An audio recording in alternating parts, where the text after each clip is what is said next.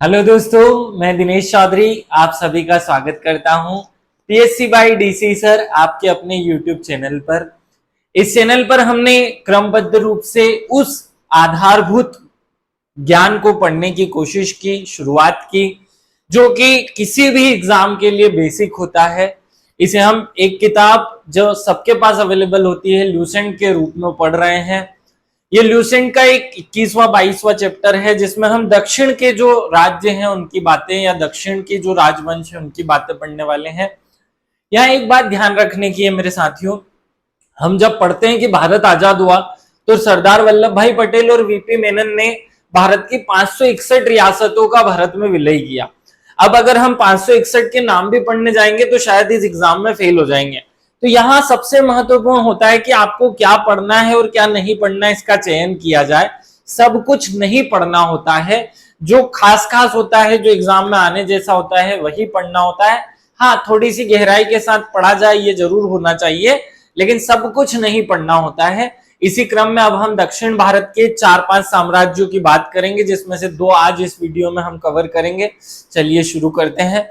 सबसे पहले भगवान श्री गणेश का नाम लेकर श्री गणेशाय नमः बोलते हुए और मेरे शिक्षक सुरेश पटेल सर को याद करते हुए हम मूल टॉपिक पे आते हैं। आपके सामने भारत का एक दक्षिणी क्षेत्र का नक्शा है। मैं अगर आपको याद ना हो तो पूरे भारत का एक नक्शा बना देता हूं, उससे आपको चीजें क्लियर हो जाएंगी कि यहां से नीचे अर्थात नर्मदा नदी से नीचे मध्य प्रदेश के बाद का जो क्षेत्र है जहां से महाराष्ट्र और मध्य प्रदेश की बॉर्डर होती है, वहां से जो हिस्सा है इसे दक्षिण भारत कहा जाता है। ये हमारे भारत के इतिहास में हर इस प्रकार से थोड़ा सा पृथक पृथक रहता है। आज हम इसी की हिस्ट्री पढ़ने वाले हैं और इस हिस्ट्री में हमारे लिए 4 महत्वपूर्ण साम्राज्य होते हैं। अगर आप थोड़ा सा गौर फरमाएंगे तो यहां से इस हिस्से पर और इस हिस्से पर इस तरीके से 4 साम्राज्य यहां पर बने हैं। आपको यहां दिखाई दे रहा होगा ये लाल रंग से एक साम्राज्य जिसे हमने राष्ट्रकूट साम्राज्य कहा है या राष्ट्रकूट का क्षेत्र कहा। कि राष्ट्रकूट बाद में आते हैं, इनसे पहले यहां पर चालुक्यों का शासन होता है। किसका शासन होता है? चालुक्यों का। तो आपको याद रखना है पहले यहां चालुक्य आया। चालुक्य 3 शाखाओं में बटा हुआ था। चालुक्य की पूर्वी शाखा, चालुक्य की पश्चिमी शाखा और चालुक्य की यहाँ तीसरी वाली शाखा बेंगी शाखा कहलाती थी। ये 3 शाखाएं यहाँ तुंगभद्रा नदी के किनारे 3 शाखाओं में चालुक्य जो है वो बटे हुए थे। तो चालुक्य के बारे में हमें 3 बातें याद रखनी है जिसके बारे में आज हम बातें करने वाले हैं। तो पहला राजवंश हमारा चालुक्य होगा जो यहां रहा और इस तरफ इसी दिशा में या इसी समय पर पल्लव शासन हो या पल्लव लोगों का शासन काल रहा। जब पल्लव का समय अच्छा नहीं चलता है तो उस समय चोल साम्राज्य के राजा पल्लवों पर कब्जा कर लेते हैं और फिर पल्लव को पूरा अपने में मिलाकर चोल बना देते हैं। चोल साम्राज्य की स्थापना हो जाती है और यहां पर इसी के स्थान पर राष्ट्रकूट साम्राज्य की स्थापना होती है। तो हमें दक्षिण भारत में 4-5 साम्राज्य हैं जो पढ़ने हैं। चोल, चेर, पांड्य, राष्ट्रकूट और चालुक्य, ऐसे 4-5 साम्राज्य हम इस दक्षिण भारत में पढ़ेंगे। सबसे पहले हम शुरुआत कर रहे हैं, यहाँ जो आपको नक्शे में हरा हरा दिखाई दे रहा होगा, ग्रीन कलर से, डार्क ग्रीन कलर से दिखाई दे रहा होगा, जिसे अब मैंने लाल कर दिया है। ये पल्लव शासकों का क्षेत्र रहा और अब हम पहले पल्लव शासकों के क्षेत्र के बारे में बात कर रहे हैं। चलिए शुरू करते हैं पल्लवों की बातें। पल्लव शासक कौन थे, पहले ये बात क्लियर हो अपने दिमाग में। देखिए, पल्लव शासक जो थे वो आपने दक्षिण भारत में एक महत्वपूर्ण सातवाहन वंश पढ़ा है। सातवाहन वंशों के अधीन, सातवाहन वंशों के अधीन एक छोटे से जमींदार या आप कहें सामंत के रूप में, अधीन शासकों के रूप में ये रहा करते थे। लेकिन यहाँ एक इंपॉर्टेंट राजा आता है जिसका नाम सिंह विष्णु होता है। क्या होता है? सिंह विष्णु। तो देखो कितना सरल है, पल्लव व से विष्णु हो जाएगा, पल्लव से विष्णु, पल्लव में लास्ट का शब्द व है और व से विष्णु। कौन सा विष्णु? सिंह विष्णु। तो सिंह विष्णु नाम का राजा आता है। क्योंकि अब सातवाहन तो समाप्त हो चुके हैं तो पल्लव अपने आप को फैलाने की कोशिश करते हैं और पल्लव एक बड़ा साम्राज्य बनाते हैं। खैर ये भारत के उत्तर में बने हुए साम्राज्यों के बराबर नहीं होता है, छोटे छोटे राज्य हैं, लेकिन फिर भी बड़े बाकी के राज्यों की तुलना में इनके साम्राज्य, इनके शासन क्षेत्र बड़े हैं, इसलिए इनको पढ़ा जा रहा है। ये बहुत महत्वपूर्ण काम भी करेंगे हमारे इतिहास में। तो पल्लव जो थे वो सातवाहनों के अधीन शासक थे और सिंह विष्णु नाम का राजा आता है 575 में और इनको स्वतंत्रता दिलाता है, इनको स्वतंत्र शासक के रूप में स्थापित करता है। इनकी राजधानी आप याद रखेंगे यहाँ पर तमिलनाडु है। देखिए ये केरल है और ये तमिलनाडु है। तो ये जो तमिलनाडु वाला क्षेत्र है, इस तमिलनाडु में कांचीपुरम या कांची नाम की एक जगह है, ये इनकी राजधानी रहेगी, याद रखिएगा। पल्लवों की जो राजधानी है वो कांचीपुरम होगी। कांचीपुरम के बाद का फिर हिस्सा चोलों के पास रहेगा। कांचीपुरम आखिरी इनका हिस्सा है। कांची या कांचीपुरम ये याद रखिएगा। दक्षिण के जितने भी राजा हैं उन्होंने कभी जैन या बौद्ध धर्म नहीं अपनाया, वे सब हिंदू धर्म की अलग अलग शाखा, कोई शैव कोई वैष्णव, इसके प्रवर्तक रहे। आपको याद रखना है पल्लव में व से विष्णु नाम जो है इसके राजा का है और ये वैष्णव धर्म के ही प्रवर्तक रहेंगे या वैष्णव धर्म के पुजारी या वैष्णव धर्म को संरक्षण देने वाले, वैष्णव धर्म को मानने वाले। 3-4 बातें आपको यहां से याद रखनी है कि पल्लव कौन थे। पल्लव सातवाहनों के अधीन एक छोटे से शासक थे जो सातवाहनों के समाप्त हो जाने के बाद अपने आप के क्षेत्र को फैलाते हैं। इनका पहला राजा होता है विष्णु, नाम लगा देना सिंह विष्णु, और ये विष्णु धर्म के या वैष्णव धर्म के उपासक होंगे। कांची जो है इनकी राजधानी होगी। अब सिंह विष्णु क्या क्या करता है उसके बारे में बातें कर लेते हैं। पहला तो ये अवंती सिंह की उपाधि धारण करता है। कौन से सिंह की उपाधि? एक उपाधि है अवंती सिंह की उपाधि। किसने धारण की थी? तो आपको याद रखना है सिंह विष्णु ने अवंती सिंह की उपाधि धारण की थी। मामल्लपुरम में जो वराह मंदिर है, आदि वराह मंदिर, बहुत फेमस मंदिर है ये और बहुत ज्यादा महत्वपूर्ण। देखिए विष्णु भगवान के जो हम अवतार पढ़ते हैं उसमें एक वराह अवतार भी है। भाई वैष्णव धर्म के मानने वाले हैं तो विष्णु भगवान के जो अवतार हैं उनके मंदिर ये बनाने वाले हैं और उन अवतारों में एक है आदि वराह। आदि वराह मतलब क्या हो गया? भगवान विष्णु का एक अवतार जिसमें वे वराह रूप धारण करते हैं। तो आदि वराह मंदिर का निर्माण भी किसने कराया? मामल्लपुर में सिंह विष्णु ने करवाया। किराता अर्जुनियम नाम की एक किताब है जिसके लेखक है भारवी। तो भारवी को संरक्षण देने का काम कौन करता है? ये सिंह विष्णु करता है। तो 3 बातें आपको इसके बारे में याद रखनी है। पहला अवंती सिंह की उपाधि धारण की, मामल्लपुर में आदि वराह मंदिर बना दिया और किराता अर्जुनियम नाम की किताब के लेखक भारवी को संरक्षण दे दिया। बात खत्म हो जाती है। इसका जो नेक्स्ट शासक आता है वो आता है महेंद्र वर्मन प्रथम। देखो महेंद्र वर्मन, वो आपने बाहुबली मूवी देखी ना, अमरेंद्र बाहुबली और महेंद्र बाहुबली, वही अमरेंद्र बाहुबली जो है, अमरेंद्र वर्मन जो है ये यहाँ आ गया शासन करने। अमरेंद्र क्या करेंगे? ये आदि वराह मंदिर में जो सिंह विष्णु की प्रतिमा है या उसकी रानियों की प्रतिमा स्थापित करा देंगे, कोई बहुत काम की बात नहीं है। ये एक उपाधि धारण करेंगे जो है विजयादित्य। किसकी उपाधि धारण करेंगे? विजयादित्य सप्तम शक्ति वर्मन, ये उपाधि धारण कर लेंगे। खैर ऐसा कोई हमारी एग्जाम में नहीं पूछा जाता।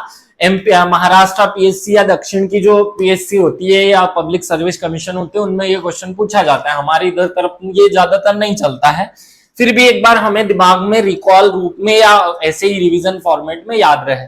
पल्लव वंश के बारे में हमने 2 राजा पढ़े। पहला हमने पढ़ा सिंह विष्णु, सिंह का बेटा आया महेंद्र। याद रखना सिंह का बेटा कौन आया? महेंद्र।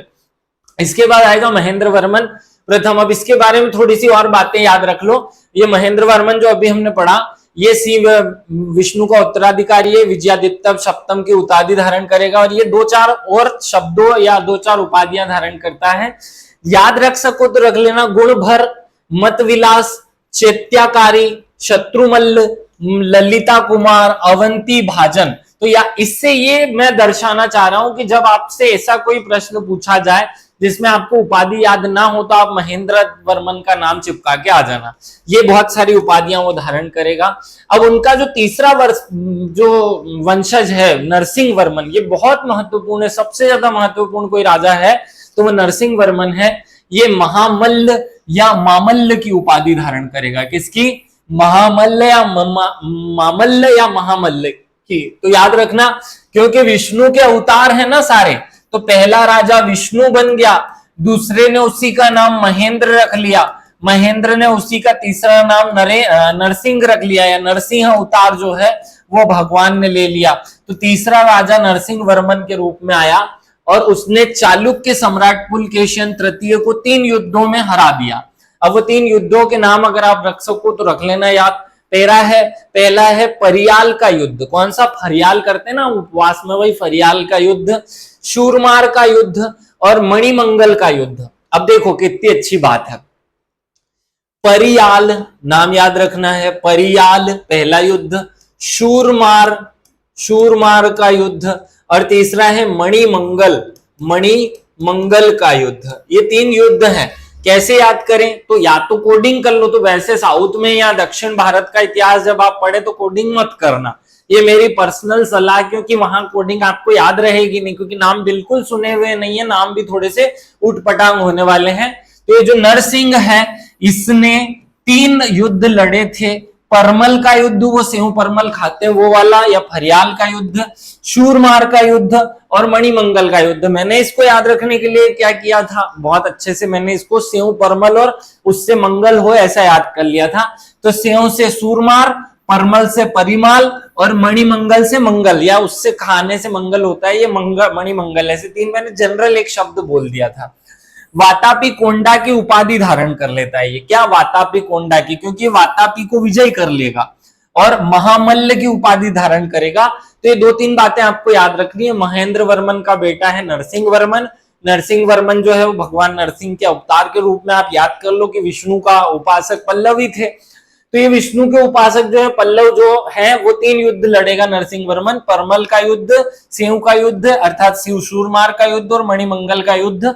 ये तीनों में इसको किसको हराएगा? चालुक्य शासक पुलकेशिन द्वितीय को। नरसिंह वर्मन ने शासन काल में 641 में चीनी यात्री हेनसोंग भारत आएगा। अब देखो हमने अभी आपको बताया कि जब भारत के उत्तर वाले क्षेत्र में, कौन से वाले क्षेत्र में? उत्तरी भारत में जब हर्षवर्धन नाम का राजा शासन कर रहा था, तो हर्षवर्धन ने 606 में शासन ग्रहण कर लिया था। हमको ये पता है कि 644 तक कौन रहेगा? 644 तक ये हेनसोंग नाम का व्यक्ति जो है वो इधर रहेगा। तो उसी के बीच में 641 में वो यहां भी आएगा, और यहां अभी चल रहा है किसका शासन? यहाँ चल रहा है नरसिंह वर्मन का शासन। किसका शासन? नरसिंह वर्मन। और नरसिंह वर्मन किस वंश का है? पल्लव वंश का है। तो ये पल्लव वंश के राजा नरसिंह वर्मन प्रथम के दरबार में भी जाएगा और उसके बारे में भी तारीफ की बातें कुछ लिखेगा, वो हम बातें पढ़ने वाले हैं। तो नरसिंह वर्मन जो है वो दक्षिण में चल रहा था, जहां पे ये हेनसोंग पहुंच गया चीनी यात्री बनकर। उसने पल्लव प्रदेश को रत्नों का आकार कहा है, रत्नों का प्रदेश कहा। तो ये क्वेश्चन पूछा जाता है, ये एमपी के हिसाब से बहुत महत्वपूर्ण है कि हेनसोंग ने किस प्रदेश को रत्नों का प्रदेश कहा? पल्लवों के जो क्षेत्र या पल्लव का जो राज्य था उसको रत्नों का प्रदेश कहा। द्रविड़ शैली में जो मामल्ल शैली बनी, या द्रविड़ शैली है एक मंदिर बनाने की, उसकी बहुत सारी ब्रांचेस है, उसकी 4 ब्रांचेस हैं। उसमें से पहली जो ब्रांच है मामल्ल शैली, उस मामल्ल शैली में मंदिर बनाने की शुरुआत जो है वो नरसिंह वर्मन करता है। मामल्ल शैली का जन्मदाता कहा जाता है इसे, याद रखना। नरसिंह वर्मन ने मंदिर बनाने की मामल्ल शैली का आविष्कार या जन्म दिया था। और आगे बढ़ते हैं। अब हम अगर आगे बढ़ेंगे तो हमें अगले राजा मिलेंगे महेंद्र वर्मन, ये कोई काम का नहीं है। फिर परमेश्वरन वर्मन, ये भी कोई काम का नहीं है। इसके बारे में एक बात याद रख लो, विद्या विनीत और पल्लव महेश्वर की उपाधि धारण ये करेगा। देखो पल्लव में एक ही राजा है जो पल्लव महेश्वर की उपाधि धारण करेगा। तो महेश्वर में ये ईश्वर आ रहा है या परमेश्वर आ रहा है? तो ईश्वर या परमेश्वर से परमेश्वरन प्रथम नाम का जो राजा है वो कौन सी? पल्लव महेश्वर या पल्लव परमेश्वर की उपाधि धारण कर लेगा। मामल्लपुरम का प्रसिद्ध गणेश मंदिर का निर्माण भी ये करा देगा। ये महत्वपूर्ण 4-5 बातें जो हैं वो यहां से याद रख लेना। और आगे बढ़े तो अब एक बहुत महत्वपूर्ण राजा आ रहा है नरसिंह वर्मन द्वितीय। पहला नरसिंह वर्मन प्रथम, हमने 4-5 बातें याद की। क्या क्या की? कि महेंद्र का बेटा था, पहली बात हमने याद कर ली। फिर इस नरसिंह वर्मन प्रथम ने क्या क्या कराया वो महत्वपूर्ण है कि इसके दरबार में एक तो हर्षवर्धन के समय जो आया था कौन? हेनसोंग, वो यहाँ भी आ गया है। उसने मामल्लपुरम जो मंदिर निर्माण की शैली है वो बना दी है। 3 युद्ध लड़े हैं, पेरियल, परमल का युद्ध, सेऊ का युद्ध, सूरमार का, मणिमंगल का युद्ध। इन तीनों युद्धों में किसको, एक राजा है जिसका नाम है पुलकेशियन द्वितीय। ये महत्वपूर्ण राजा है, जब हम चालुक्य पढ़ेंगे तो इसकी बात पढ़ेंगे। तो पुलकेशियन द्वितीय को 3 युद्धों में हरा दिया है और महामल्ल या मामल्ल की उपाधि धारण कर ली है। अब हम नरसिंह वर्मन द्वितीय की बात कर रहे हैं, ये दूसरे नंबर का, ये बहुत ज्यादा इंपॉर्टेंट काम करेगा।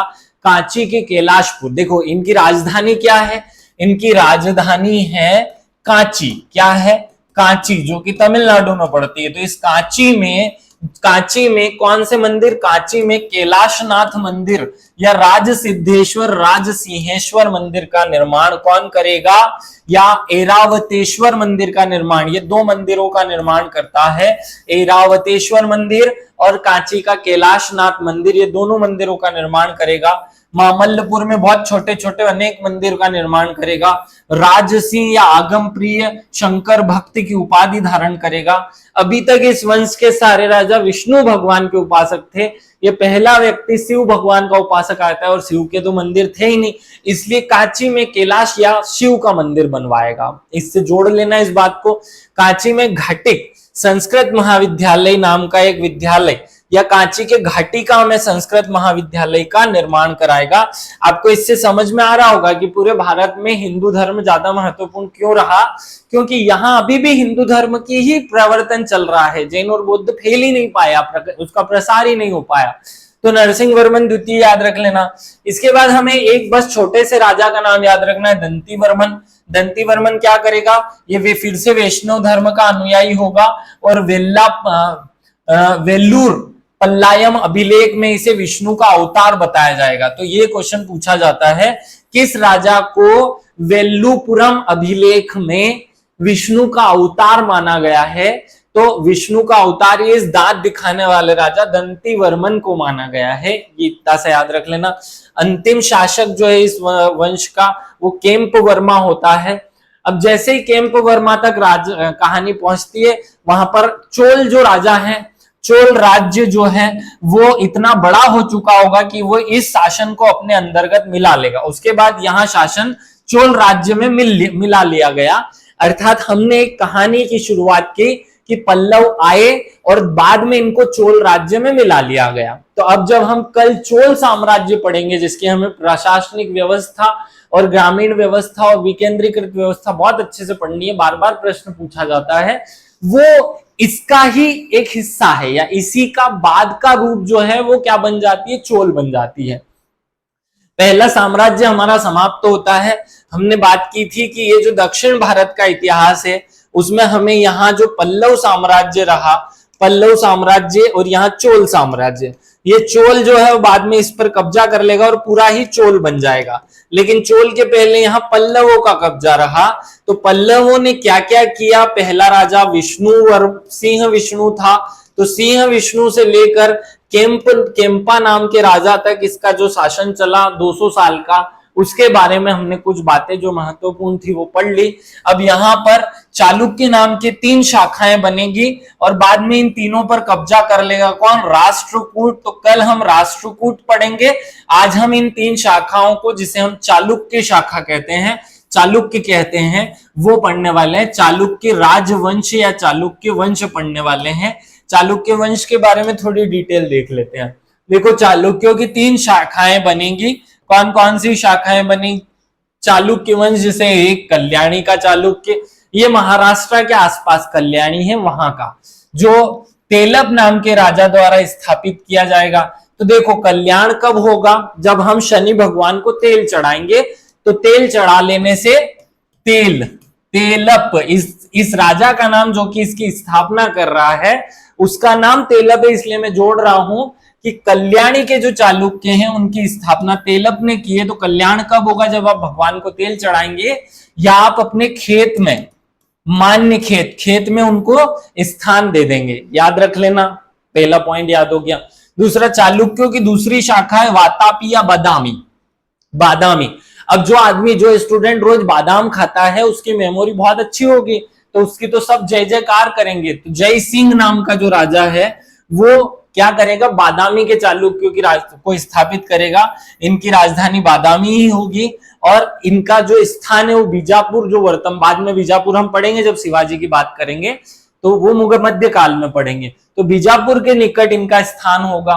और तीसरे राजा चालुक्य वंश के बेंगी, बेंगी जो है उसका स्थापना करेगा विष्णुवर्धन। कौन करेगा, विष्णुवर्धन नाम का राजा इसकी स्थापना करेगा। बेंगी जो कि आंध्र प्रदेश में है वो इनकी राजधानी बनेगा। इस प्रकार चालुक्य, देखो चालुक्य में ऐसा सी लिखते हैं ना, तो सी में ऐसा और कर दो, 3 शाखाएं बन गई इनकी, पहली कल्याणी, वातापी और बेंगी। बेंगी, कल्याणी और वातापी, तो 3 शाखाएं इनकी याद रख लेना। 3 शाखाएं ये सी फॉर चालुक्य से निकली। कौन कौन सी, कल्याणी, चालुक्य और बेंगी। कल्याणी की स्थापना कौन करेगा, तेलव द्वितीय करेगा। फिर बेंगी की स्थापना कौन करेगा, तो बेंगी अभी हमने पढ़ा विष्णुवर्धन करेगा। और दूसरा हमने शाखा पढ़ा, कौन सी शाखा, बादामी। बादाम खाने से क्या होता है, स्टूडेंट बहुत स्मार्ट हो जाता है, जय जयकार होती है उसकी, तो जय सिंह उसकी स्थापना करेगा। आगे बढ़ते हैं। अब चालुक्य वंश में जो कल्याणी है उनके बारे में 4-5 फैक्ट बस काम के हैं। इनकी राजधानी क्या थी, इनकी राजधानी मान्यखेत थी। इनकी स्थापना किसने की, तेलव द्वितीय ने की। तो तेलव द्वितीय जो है वो चालुक्य की स्थापना करेंगे। सोमेश्वर उसके एक राजा रहेंगे जो मान्यखेत से अपनी राजधानी हटाकर कल्याणी भेज देंगे। इसी कारण से इनका जो वंश है वो कल्याणी के चालुक्य कहलाएगा। तो याद रखना इनकी राजधानी परिवर्तन कौन करेगा, सोमेश्वर करेगा, ईश्वर करेगा। और विक्रमादित्य 6 जो नाम के राजा हैं वो कुछ काम के हैं, इंपॉर्टेंट है। इनके दरबार में 2 बहुत इंपॉर्टेंट कवि रहेंगे, एक का नाम है विल्हड़ और एक का नाम है विज्ञानेश्वर। क्या नाम है, एक का नाम है विल्हड़ और एक का नाम है विज्ञानेश्वर। ये दोनों किसके दरबार में रहेंगे, चालुक्य वंश के राजा, या चालुक्य में भी एक विशेष वैरायटी के चालुक्य, कल्याणी के चालुक्य। उनके एक राजा है विक्रमादित्य 6, उनके दरबार में रहेंगे मिताक्षरा के रचयिता विज्ञानेश्वर और विक्रमंक देव चरित्र नाम की किताब के रचयिता विल्हड़। तो ये दोनों इंपॉर्टेंट है। विक्रमंक देव चरित्र नाम क्या है, विक्रमंक देव चरित्र, विक्रम के बारे में चरित्र वर्णन। तो विक्रम कौन है, विक्रमादित्य 6 नाम का राजा जो कि चालुक्य वंश का है, तो उसकी किताब कौन लिखेगा, विल्हड़, याद रख लेना। और मिताक्षरा जो कि हिंदू, देखो जब भारत में अंग्रेज आए ना, तो उससे पहले हमारे यहाँ न्याय कैसे होता था, या आज भी हमारे यहाँ अगर पिता की संपत्ति है तो 2 बेटों में या उनकी विधवा पत्नी में कैसे बांटी जाएगी, इस बात का निर्धारण जो है वो इस किताब से किया जाता है, जिसे हम मिताक्षरा कहते हैं। याद रखना, मिताक्षरा जो है वो याज्ञवल्क्य की स्मृति पर की व्याख्या है और हिंदू विधि ग्रंथ माना जाता है। भारत में आज भी उत्तराधिकार का निर्धारण इसी किताब से होता है, बहुत महत्वपूर्ण किताब है। तो चालुक्य वंश जो कि कल्याणी है, इसके बारे में केवल इतनी सी बात याद रखना। अगली बात पढ़ते हैं हम, बादामी के चालुक्य या वातापी। बादामी और वातापी एक ही है, याद रख लेना। इसकी स्थापना जय सिंह करेगा, इसकी राजधानी वातापी रहेगी जो बीजापुर के आसपास है। वातापी के चालुक्यों के सामंत थे, सामंत स्थिति थे, स्वतंत्र स्थिति में लाने वाला पहला शासक पुलकेशियन द्वितीय होगा। कौन होगा, पुलकेशियन द्वितीय। अब देखो, प्रथम होगा पुलकेशियन द्वितीय, पुलकेशियन प्रथम भी इन्हीं में है और पुलकेशियन द्वितीय भी इन्हीं में, कंफ्यूज नहीं होना। अभी हमने जब पल्लव पढ़ाया था तो वहां हमने पुलकेशियन का नाम लिया था कि नरसिंह वर्मन ने 3 युद्धों में पुलकेशियन द्वितीय को 3 बार हराया। एक परमल का युद्ध, एक सूरमार का युद्ध और एक कौन सा, तीसरा वाला युद्ध अभी हमने मणिमंगल का युद्ध पढ़ा था। इन 3 युद्धों में ये पुलकेशियन द्वितीय भाग लेगा, जो कौन से वंश का है, चालुक्य वंश का है। याद रखना, महत्वपूर्ण बातें आपस में कनेक्ट हो रही हैं। खैर, इस दक्षिण भारत के इतिहास में आप लोग ज्यादा टेंशन मत लेना, क्रम से राजाओं के नाम याद करने की बिल्कुल जरूरत नहीं है। इनके बारे में केवल एक एक फैक्ट ही याद रखना है, जितना मैं आप तक पहुंचा रहा हूं उतना ही आप याद कर लो। बेसिक कॉन्सेप्ट अपने दिमाग में बिठाने की जरूरत नहीं है, क्योंकि हम बेसिक कॉन्सेप्ट बिठाने जाएंगे तो बहुत ज्यादा डीप में घुसना पड़ेगा, और मैं नहीं चाहता कि आप दक्षिण में ज्यादा डीप में घुसें, ये काम की भी नहीं है, क्योंकि अब सिलेबस वैसे ही बहुत बड़ा कर दिया है। वैसे ही हमारे इतिहास के सिलेबस में पहले 15-20 चैप्टर तो वो चलते हैं हिंदू संस्कृति से संबंधित, जिसमें पंच महायज्ञ, वेद, पुराण, उपनिषद, फलाना ढिमाका सब पढ़ना है। तो दक्षिण में ज्यादा घुसने की जरूरत नहीं है। पुलकेशियन प्रथम नाम का एक राजा है जो चालुक्यों का है, और पुलकेशियन द्वितीय नाम का राजा है जो चालुक्यों का है, केवल इतना याद रखो। अब पुलकेशियन प्रथम क्या करेगा, ये वातापी के निकट पहाड़ियों की किलेबंदी करके एक दुर्ग का निर्माण करेगा और वातापी को एक साम्राज्य के रूप में बदलेगा। अश्वमेध यज्ञ करेगा और अपनी स्वतंत्रता की घोषणा करेगा। याद रखना, पुलकेशियन प्रथम महत्वपूर्ण राजा है जो किसकी स्थापना कर रहा है, चालुक्य की, और कौन सी शाखा की, वातापी की। वातापी का निर्माण करता कीर्तिवर्मन है, वैसे ये याद रखना, वातापी का निर्माण करता किसे कहा जाता है, कीर्तिवर्मन को। अब जो पुलकेशिन द्वितीय, ये इसके बारे में फिर से काम की बातें इंपॉर्टेंट है। हर्षवर्धन को हराकर परमेश्वर की उपाधि धारण करता है, ये महत्वपूर्ण बात है भैया। हर्षवर्धन अपने पूरे जीवन में केवल एक ही राजा से हारा था, और वो राजा कौन था, मैप बना लो, थोड़ा याद हो जाएगा। देखो, अगर मैं अपने भारत का नक्शा बनाऊं तो मुझे ये समझ आए कि भैया यहाँ तो अभी किसका राज चल रहा है, यहाँ तो किसका राज चल रहा है इस पूरे क्षेत्र में, हर्षवर्धन का। और यहां से शुरुआत होती है चालुक्यों की। चालुक्य वंश के राजा हैं यहाँ पर पुलकेशियन पहले प्रथम आता है और फिर द्वितीय आ जाता है, और यहाँ पर हर्षवर्धन है। तो जब हर्षवर्धन शासन कर रहा होता है तो यहाँ पुलकेशियन द्वितीय नाम का राजा जो है, पुलकेशियन द्वितीय जो है वो राजा होता है। इन दोनों के बीच युद्ध होगा जिसमें हर्ष हार जाएगा। कौन हार जाएगा, हर्षवर्धन हार जाएगा और ये जीत जाएगा। तो याद रखना, जब ये जीतेगा तो ये परमेश्वर की उपाधि धारण करेगा, परमेश्वर की। और उसके ऊपर यहाँ कलिंग को जब हर्षवर्धन हराएगा तो हर्षवर्धन जो है वो सकलोत्रा पथनाथ की उपाधि धारण करेगा, अर्थात पूरे उत्तर भारत का राजा इसकी उपाधि धारण करेगा। और ये चालुक्य का जो ये वाला राजा है पुलकेशिन द्वितीय, ये दक्षिणापथेश्वर की उपाधि धारण करेगा। किसकी, दक्षिणापथेश्वर। ये पॉइंट बहुत महत्वपूर्ण है। दक्षिणापथेश्वर किसे कहा जाता है, तो पुलकेशिन द्वितीय को कहा जाता है, क्योंकि ये हर्ष नाम के बड़े राजा को हरा देगा तो उसके उपलक्ष्य में एक उपाधि धारण करेगा कि पूरे दक्षिण का राजा है, इसलिए दक्षिणापथेश्वर या परमेश्वर कहा जाएगा इसे। ये पॉइंट याद रखना। अब जो चीनी यात्री हर्षवर्धन के जमाने में आएगा वो यहां भी आएगा, इस राजा के जमाने में भी, क्योंकि पुलकेशियन उसी के समय का तो राजा है। तो 641 में वो पुलकेशियन के दरबार में भी जाएगा। पुलकेशियन द्वितीय के दरबार में भी कौन आता है, हर्षवर्धन के समय आने वाला हैंसोंग यहां पर भी आएगा। याद रखना। अब भाई देखो, सिंपल सी बात है, जो चीनी यात्री 14 साल तक भारत में रहेगा, 14 वर्ष तक, तो भारत को घूमेगा। तो भारत में कहां कहां जाएगा, तो वो पहले भारत में यहाँ पल्लव है तो पल्लव के जमाने में भी चले जाएगा, पल्लव में भी जाएगा। पल्लव के समय राजा है नरसिंह वर्मन प्रथम।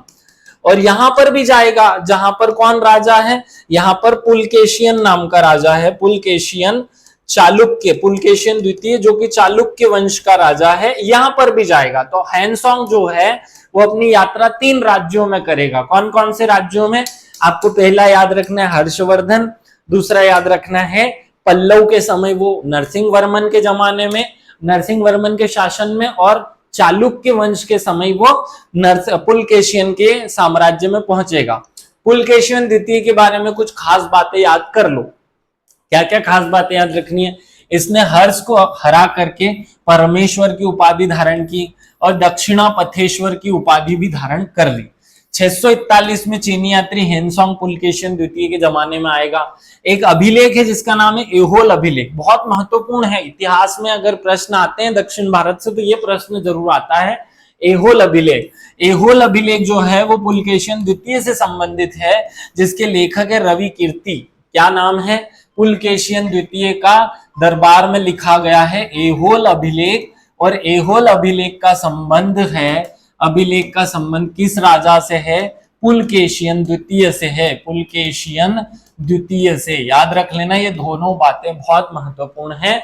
लेखक इसका रवि कीर्ति है। अजंता में एक गुहा चित्र मिला है जिसमें फारसी दूत मंडल का स्वागत करते हुए पुलकेशिन द्वितीय को दर्शाया गया है। इससे स्पष्ट होता है कि पुलकेशियन का संबंध फारसी राजाओं से रहा होगा। फारस के जो राजा रहे उनसे इसका कुछ न कुछ व्यापार लेन देन हुआ करता होगा। इस वंश का अंतिम राजा जो है वो कीर्तिवर्मन द्वितीय होता है। इनका सामंत दंती दुर्ग जो है वो इन पर कब्जा करके राष्ट्रकूट वंश की स्थापना करेगा, अर्थात चालुक्य खत्म होकर के कौन आ जाएगा, चालुक्य खत्म हो जाएंगे तो इसके बाद राष्ट्रकूट शुरू हो जाएंगे, अर्थात राष्ट्रकूट इनके स्थान पर कब्जा कर लेंगे। कुल मिलाकर बात क्लियर हो गई होगी। हमने इस चैप्टर में, हमने इस पूरे वीडियो में दो जो साम्राज्य हैं वो पढ़े। यहाँ पर एक पल्लव साम्राज्य हुआ और यहाँ पर एक चालुक्य साम्राज्य हुआ। अब हमें और दक्षिण में जाना है तो यहाँ चोल साम्राज्य होगा। चोल की बात हम अगले वाले वीडियो में करेंगे, लेकिन आज हमने पल्लव साम्राज्य और चालुक्य साम्राज्य पढ़ लिया। अब याद रखना चालुक्य की 3 शाखाएं होती हैं। चालुक्य में पहली, दूसरी और तीसरी शाखा पूर्वी चालुक्य, पश्चिमी चालुक्य और दक्षिणी चालुक्य ऐसे भी कहलाते हैं इनके नाम, या फिर सीधा कह दो बादामी के चालुक्य, कल्याणी के चालुक्य और वातापी के चालुक्य। ऐसे 3 चालुक्य, जो बेंगी के चालुक्य, ऐसे 3 चालुक्य जो हैं हुए। तीनों के बारे में थोड़ी थोड़ी सी बातें पढ़नी है, डीप में मत जाना। जितना ल्यूसेंट में दिया उतना सफिशिएंट है। उम्मीद है ये लेक्चर आप सब लोगों को समझ आया होगा। वैसे हमारे यहाँ दक्षिण भारत के इतिहास को समझना थोड़ा सा कठिन होता है। दक्षिण भारत के बारे में हमको डिटेल बातें समझ नहीं आती, क्योंकि यहाँ के राजा के नाम नरसिंह वर्मन, पुलकेशियन ऐसे होते हैं, थोड़ा सा हमको सूट नहीं होते हैं, सुने हुए भी नहीं होते हैं। खैर कोई बात नहीं, जितना हमारे एग्जाम में आता है उतना हम याद कर लें, बाकी का छोड़ दें। सभी से विशेष आग्रह है कि अगर आपको ये दक्षिण भारत भी समझ में आया हो तो कमेंट करके बताना। विशेष रूप से धन्यवाद। जय हिंद, जय भारत।